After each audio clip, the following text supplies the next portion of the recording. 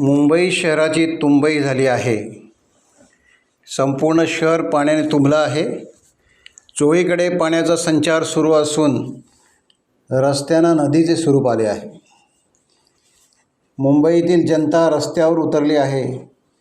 अनेक तरुण ठिकठिकाणी या पाण्यामध्ये आनंद घेताना दिसत आहेत. अशातच अनेक ठिकाणी झाडे कोसळली आहेत. अनेक लोक जखमी झाले आहेत.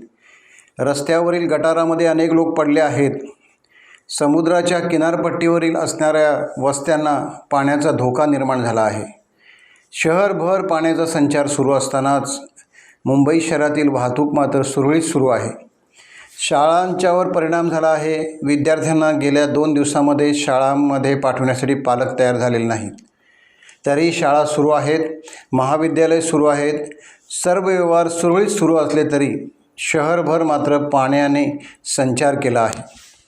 आमचे प्रतिनिधी दीपक साळवी यांनी या संदर्भात घेतलेला हा आढावा. टाइम्स डिजिटलला लाईक करा, शेअर करा, सबस्क्राईब करा आणि बेल आयकॉन दाबायला विसरू नका. Times digital.